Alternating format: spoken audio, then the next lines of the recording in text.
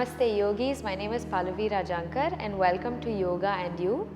I'm a counseling psychologist and a yoga teacher, and today we're bringing together mental health, physical health and emotional health. Today we're going to be doing a two-part series on yoga for digestion. Now this is so important because the gut is called the second brain. Your gut and your brain are in constant communication through our nervous system, and there are certain microorganisms in the gut that actually help regulate our immune system. So now let's move into certain things you can do around mealtime, certain asanas and pranayamas that you can do around mealtime to actually help digest your food better. So first thing we can do is before eating. Before eating, when we're actually going to approach our food, we want to make sure that our minds and our bodies are in a state of calm. When we are in a state of calm, the body moves into the parasympathetic nervous system, which is the rest and digest system. When we're in this rest and digest system, the energy in the body actually has a chance to go into the digestion. As opposed to when we're anxious or when we're trying to run away, the body goes into the fight or flight system where the body has no energy to actually digest our food. So we want to make sure that we're in a parasympathetic nervous system, and we can do that by just placing one finger underneath the nose. When you place the finger underneath the nose like this, just notice for a moment which nostril is dominant or if any nostril is blocked.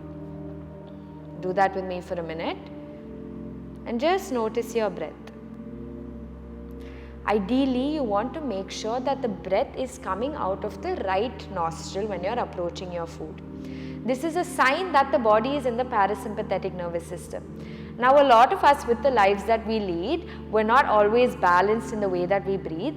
So, let's do a pranayama or a breath work to make sure that the body is in the parasympathetic nervous system. Right? So, we're going to move into a pranayama called Pada Dvirasana. So, for this pranayama, I'm going to ask you to come into Vajrasana position, which just means that you will bring your knees together and your toes touching at the back. Right? So, the hips sit on the heels, toes touching, or toes can be not touching. I'm going to face you once more to show you. Right? And now I'm going to ask you to keep your hands like this. Your thumbs facing up and your forefingers facing inwards. Now just keep these four fingers in the armpits of both your arms. So your thumbs are facing your face. And now together I invite you to just close your eyes. Let me do the counting. And we'll take a few deep breaths in and out to my count. So ready? Inhaling for 3, 2, 1. Exhaling for 3, 2, 1. Same thing again. Inhaling for 3, 2, 1. Exhaling for 3, 4, 2, 1. Slightly longer. Inhaling for 4, 3, 2, 1. Exhaling slowly for 4, 3, 2, 1. Even longer. Inhaling for 5, 4. Fill the body up with air. 3, 2, 1. Exhaling for 5, 4, 3. With control. 2 and 4, 1. Gently opening the eyes. Releasing the hands back down to the thighs. If you are comfortable like this, you can continue sitting like this. And we'll move into what you can actually do during the meal time. Now during the meal time, a lot of us have been very accustomed to sit at a table and a chair to eat, right? And there's nothing wrong with that. It's just the way that our lifestyles have changed. But something that we can do to actually aid our bodies is to sit in sukhasana, which is a comfortable pose. So we're going to come out of Vajrasana.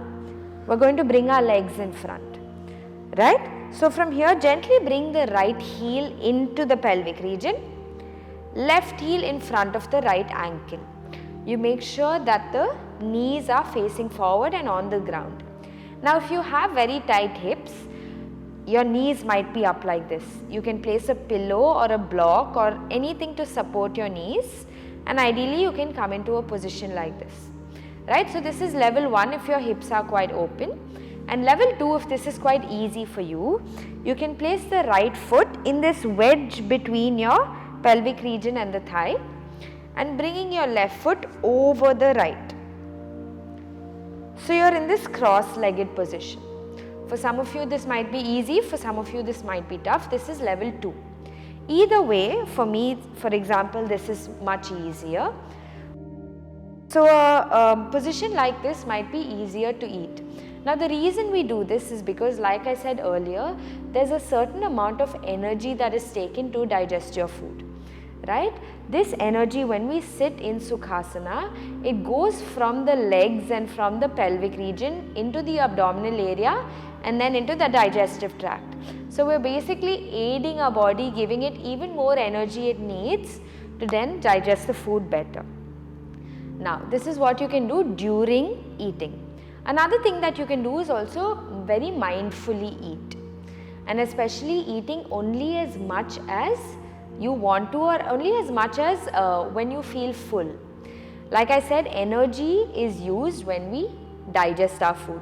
Now if we eat more than what is required, we are overburdening the body with a lot of food. So for example, if we have 100% energy, 75 or 80% of the energy then goes into digesting the food. So then there's only 20% of the energy left in your body to repair yourself, to repair certain wounds that you may have, to heal certain bruises that you may have, and the body therefore your general health starts to deteriorate. So eat only as much as you are full, and when we eat, to really feel the temperature and the texture of each bite. Now I know that with today's lifestyles, it's a little bit difficult to follow this because all of us, myself included, we just often sit in front of the TV and eat, or we're talking to our friends and we eat. But as far as possible, especially if you're having digestive issues, to aid your body in eating by mindfully eating. Now we'll go into the last part, which is what you can do after eating.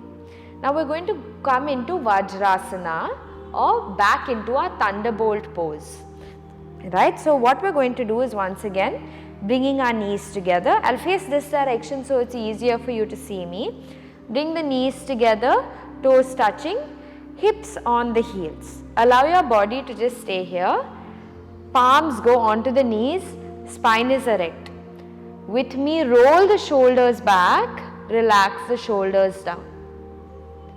We'll take a few breaths together. Just do it with me.